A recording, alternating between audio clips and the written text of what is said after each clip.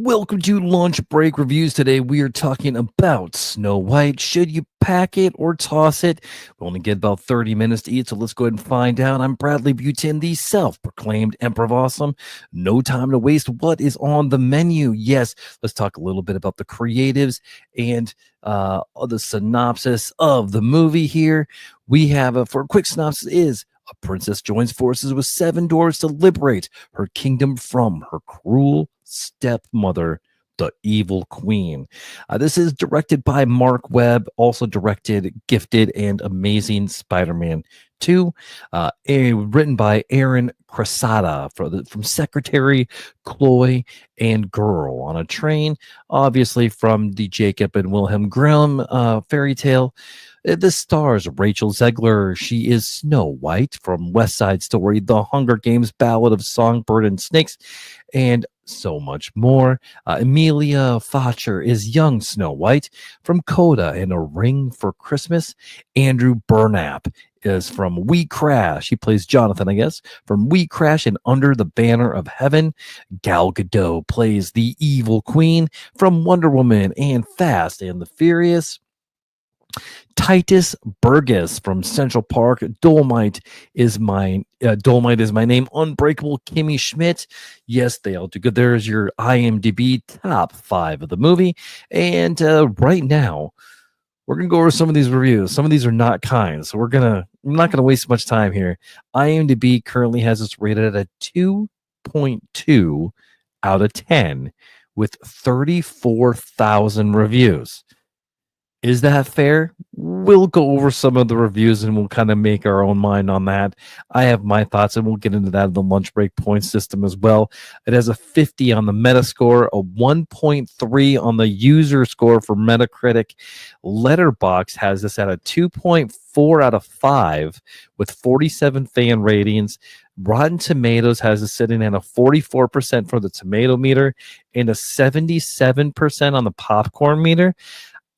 I think IMDb is judging a little too hard right now. I think there's a lot of criticism. Is some of it earned? Probably, but let's go ahead and get into the taste test here. This is a sample from what critics and audiences are saying before we dig in. This is a more so the critic consensus from Rotten Tomatoes is Snow White is hardly a grumpy time at the movies thanks to Rachel Zegler's luminous star turn, but its bashful treatment of the source material along with some dopey stylistic choices won't make everyone happy either. I like what they did there. Well done.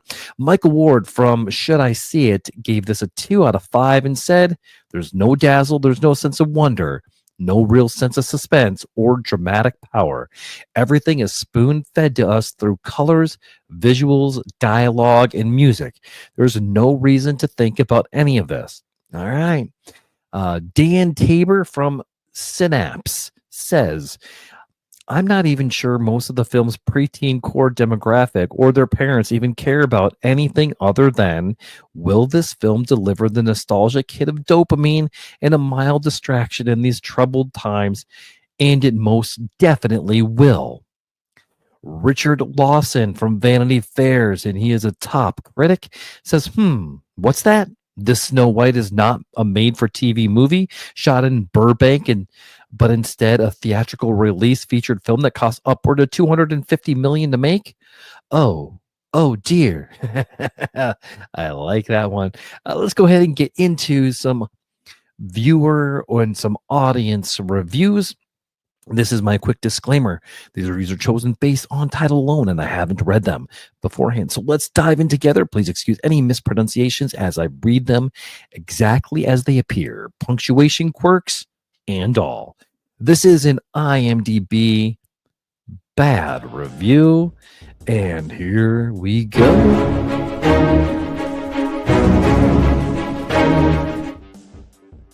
This is a 1 out of 10 from Sleepin' Dragon and is called Poison Apples All Around. As always, whenever there's negative hype around a movie, my mindset is always prove them wrong, give it a chance. It's diabolical, honesty, and I can't understand how so much money and so much time has gone into this. The final result is cringeworthy. It is an absolute shocker. I am stumped to find any positives. It looks and feels so artificial. The sets, the animals, as for the dwarves themselves, I have no words to express my feelings there.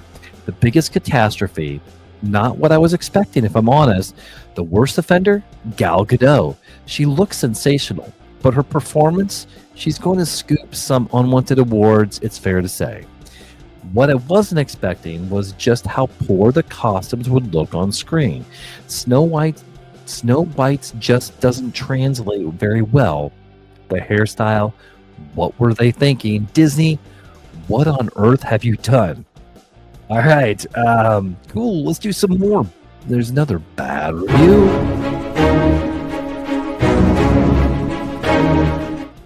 All right, getting into some longer reviews. So this one is a 1 out of 10 from Scott G. McKenzie. All right, this is called Disney's Snow White 2025, a hollow, uninspired reimagining. Disney's latest live-action remake, Snow White 2025, is yet another attempt to cash in on nostalgia.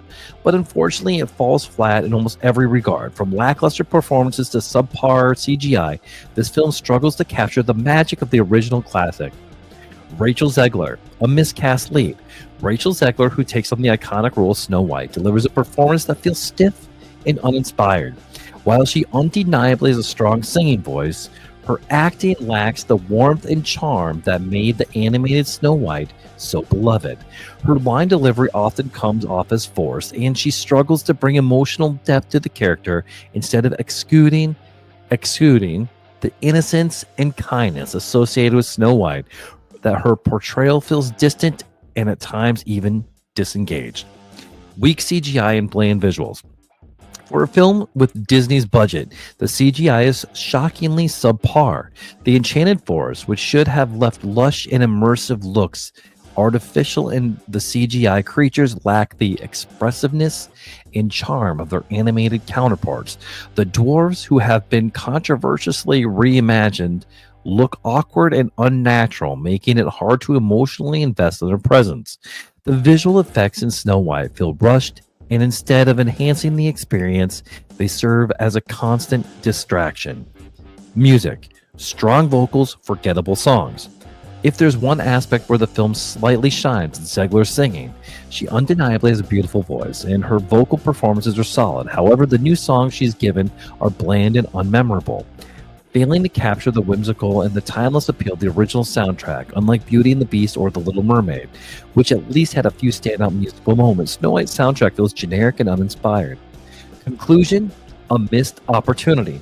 Ultimately, Snow White is another soulless live-action remake that lacks the heart and magic of the original. While Zegler's singing is a bright spot, her acting, coupled with bad CGI and uninspired musical numbers, make this adaptation feel unnecessary. Disney has had an opportunity to bring a fresh and captivating take on Snow White, but instead they delivered a forgettable and lackluster film. Fans of the original will likely have disappointed, longing for the charm and artistry that made the 1937 classic a masterpiece. Some good points in there, some very, very good points, I will say, but we got another bad review to go through.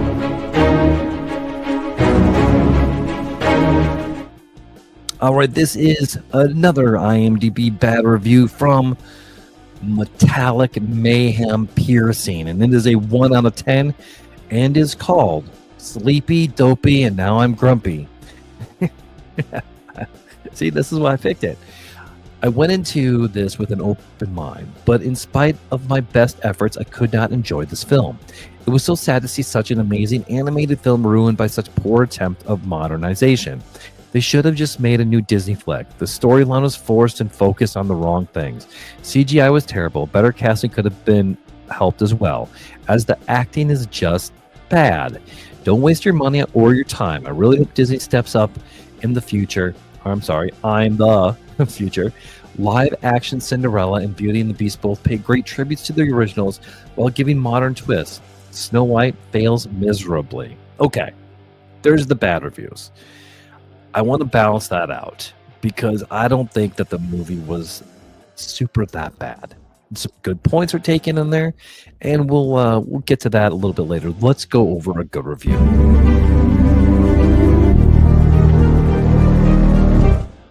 This is an IMDb good review from Sheila Pon, and it is a 10 out of 10. See, some of these can balance each other out. This one is called Don't Touch the Classics, and this one's long. Bear with me. The trend of remaking classic movies into live-action adaptations has become increasingly popular in recent years, and while some have been successful, others have fallen short. As much as I love a good live-action remake, especially when it comes to Disney classics like The Lion King, I cannot help but feel that the recent live-action version of Snow White is a complete failure. This remake in particular left me disappointed as it strayed too far from the essence of the original film, altering key aspects of the story and the characters in ways that didn't sit well with me. One of the primary reasons I found the Snow White remake so disappointing was the numerous modifications made to the story itself. The original animated Snow White and the Seven Dwarfs holds a special place in the hearts of many, myself included. It was the very first full-length animated feature released in 1937, and it established many of the storytelling conventions we associate with Disney today. The charm of the film lay in its simplicity, Snow White's kindness, her innocence, and her ability to bring out the best in those around her. It was a story that resonated with audiences of all ages, largely due to its purity of its characters and the timeless nature of its themes. In the new live-action version, however, much of that charm was lost. The changes to the storyline felt forced, as though the filmmakers were trying to make the film more modern or relevant, rather than reimagining true to the spirit of the original. One of the most notable shifts was the way Snow White herself was portrayed. In the 1937 version, Snow White was depicted as a gentle, passive character who was ultimately saved by the prince. While that may seem outdated by today's standards, the character's innocence and grace were part of what made her so endearing.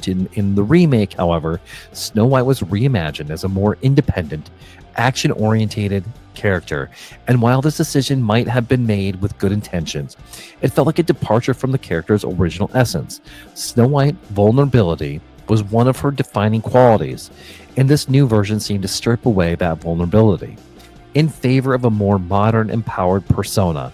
While there's nothing wrong with empowering female characters, it seemed like an unnecessary change that altered the heart of the story. In addition to the change made to Snow White's character, the film's modifications to other aspects of the story were equally jarring. The Seven Dwarfs, who were originally depicted as comical and lovable characters, were now reimagined as individuals who were much more serious and politically correct.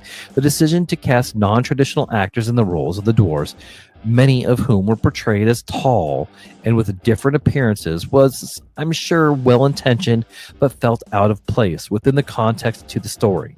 The dwarves' personalities, too, were altered, and the film seemed to lose the whimsical, light-hearted nature that made them so endearing to the original.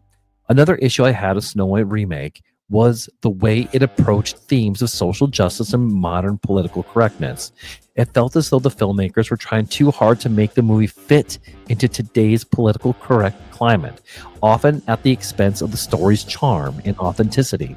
While it's important to address contemporary issues and represent diverse perspectives, this felt like a case where political correctness was shoehorned into a story that wasn't originally designed to address such themes. The original Snow White was a fairy tale that focused on love, innocence, and the battle between good and evil simple. Timeless themes that didn't need to be muddled with modern political statements. Ultimately, I felt robbed of my money and my childhood memories when I watched the Snow White remake. While I have nothing against reimagining classic stories, I believe that some films are best left untouched. The changes made to this live-action version were so significant that they stripped away much of what made the original film so special. I can't help but feel that instead of creating something new and exciting, the filmmakers simply tried to ride on the coattails of the beloved classic, only to end up with a result that was both disappointing and frustrating. In conclusion, while I continue to support the idea of reimagining classic stories for a modern audience, I believe that there is a fine line between updating the story and completely altering its essence. Snow White remake crossed that line, and as a result, I felt as though I was watching a shadow of the original, rather than a true homage to it. It's a reminder that sometimes it's better to leave certain classics alone and allow them to continue living in the heart of those who grew up with them. Okay, so this is a 10 out of 10. So I don't know if I get that. There was a lot of complaining for the 10 out of 10. I don't know. Maybe they're just trying to balance out some of the bad for no reason. So we're just going to go with that. We're going to do another good review.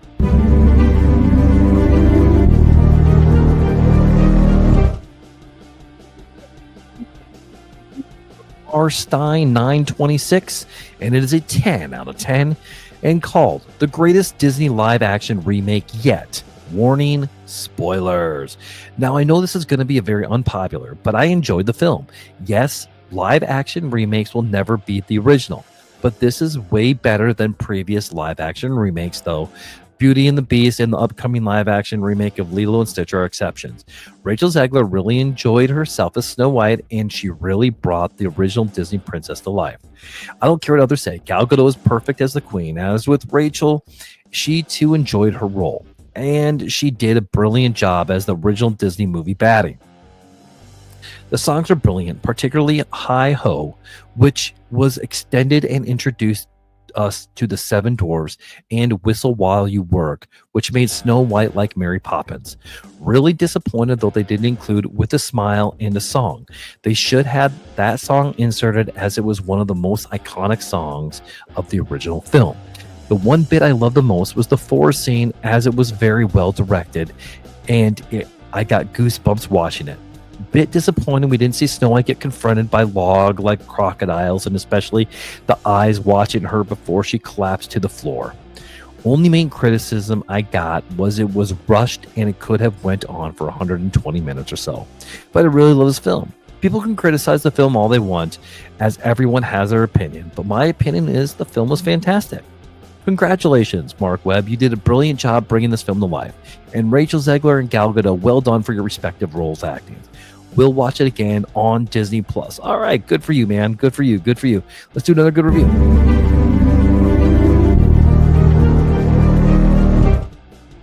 All right, this is a 5 out of 10 and is a middle review from IMDb, and it's from Lisa Forday. And it's just simply called, It's Not the Worst Film I've Ever Seen. All right, warning spoilers. Snow White 2025 got a lot of hate due to its main lead being Latina and the controversy of the dwarves being CGI instead of real dwarves. This version sees Rachel Zegler playing the main lead, who runs away from her kingdom as her evil stepmother Gal Gadot wants her dead so she can rule the kingdom. Excuse me. From there, Snow meets a bunch of dwarves and later meets a rogue thief named Jonathan, Andrew Burnap, who she later falls for. But will the queen find her? Now I have some positives and some negatives. First, the negatives. Gal Gadot was the worst part of this film. She reminded me of Uma Thurman from Batman and Robin meets Maya Rudolph in Disenchanted. Wow.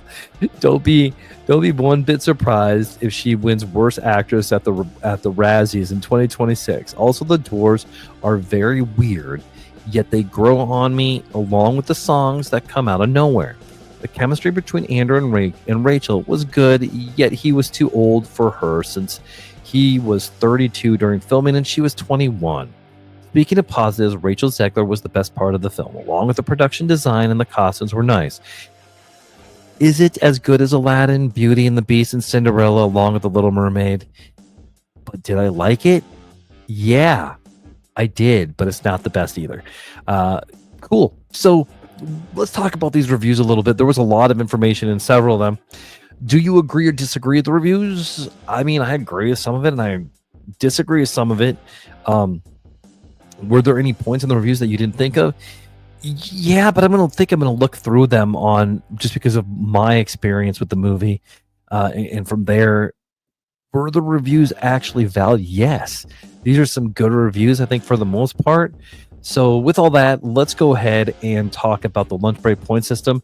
The lunch break point system is my unique rating categories with up to 5 points per category. So we're going to look at the overall quality. That's the main course, the side dish. That's the supporting elements, the spice level. That's the creativity and boldness, the leftover appeal. That's the rewatch, replay value, and dessert, the emotional satisfaction of the movie. So we're going to give up to 5 points for each one for a total of 25 points. And then we will give our final thoughts on the movie and see where we got about 10 minutes to go. So hopefully we can get this done. All right. First up, main course, overall quality of the movie. For 3 points, we're going to start off in the middle here. Decent, but not exceptional. Satisfied enough for the moment. I think it meets all that. I enjoyed the movie. I saw my wife and my kid. I walked out of it fine. I liked it more than I thought I was going to like it. We'll sit it with that. So my initial thing overall, I think it's going to at least be a 3. Let's look at a 4. Well-crafted, flavorful, and fulfilling. Hits most of the right notes. And okay, so I think it's going to live right in there between a 3 and a 4. The question is it going to get more than halfway to a 3.5 to round up to that 4? I don't think so. I think main course, I'm going to drop this down to just a 3. And for the side dish, we're going to look at the supporting elements of it. I'm going to start this back at the 3. Okay, some solid moments, but inconsistent or overshadowed. It did have some solid moments. The singing was great. Rachel Zegler was great. Evil Queen was not. Everybody said it, like Gal Gadot was not very great in this movie. I didn't really like the doors in the end scene when everybody was wearing white. Sorry, spoilers. I hated that. So the supporting elements, but the support, I would take away Rachel Zegler since she was the main cast. She was the main part of it. So with that, I think I'm gonna have to go down. What is a 2? Barely adds anything to the plate. Mostly forgettable. Yeah. Man, I think we're gonna live between a 2 and a 3 on this one. I think we're gonna round this one up to a 3. We're gonna keep this there. I would probably give this about a 2.5, 2.6, 3. This is spice level. How creative and how bold, and the boldness wasn't creative and bold. We're gonna start this again at a 3. So again, I think this was a more middle of the road movie. So we're gonna start my 3 points. 3 points with brings some creative flair. Bold and unique with impressive execution. I mean, I think the CGI did lack in the doors. Not gonna lie about that. I think that the performance of it was good enough to kind of over there.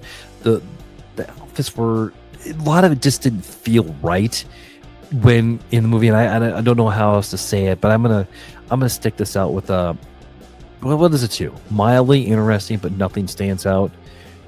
Nothing stands out in a good way. So I am gonna give this right back in the middle. Again, 2.5, 2.6. So we're gonna give this a 3 points.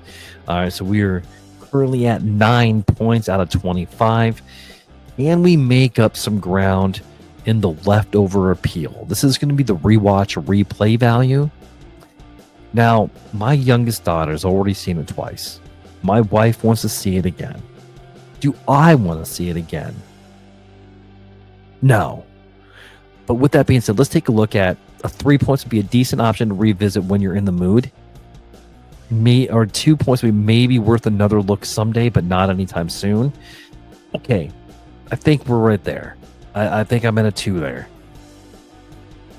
All right, because I don't care if I see it again. I really don't. I don't have any problems with it. Maybe when it comes on Disney Plus, I'll probably give it another watch. But I'm not. It's fine. It's just okay to me. I'm pretty apathetic there, so that's what we're going that middle road. 5. Dessert. The emotional satisfaction. 3 points would be sweet enough to end on a good note, but nothing remarkable. I think it's better than that. I really, really do. Because I was emotionally satisfied watching, especially with my wife and my kid. Snow White is my wife's favorite Disney princess. She's getting a whole sleeve of Snow White, the original. 4 points would be leaves you with a smile, a well-rounded finish. Okay, and a 5 would be a perfect treat, an unforgettable cherry on top. You know what? I'm going to give this for dessert for my emotional satisfaction. I'm giving this a 5. Will I watch it again? Probably not. but I was emotionally satisfied with it. This was a perfect treat. It was like a dessert that I'd probably never, ever eat again. Maybe because I can't afford it or whatever, but for whatever reason, I'll never eat it again. So this is going to be a total of 16 points. So 16 points is going to put it in a solid and enjoyable, definitely worth checking out. And you definitely should. That is my final verdict on Snow White. It is now in infamy in the lunch break point system at 16 out of 25. Not bad at all. All right. Do you agree or disagree with the reviews or the lunch break point system? Let me know in the comments. You can find me on Letterboxd as Nerd Dad Brad, YouTube at Nerd Positive 1, Facebook at Nerd Positive, TikTok at Nerd Positive 1, and X at Nerd Dad Brad. You know what, guys? Thanks for tuning in to Lunch Break Reviews. For more bite-sized reviews of the latest TV shows, comics, and blockbusters, follow and let me know your thoughts. Don't forget to leave a 5-star rating and share the show with someone you want to make a little more awesome.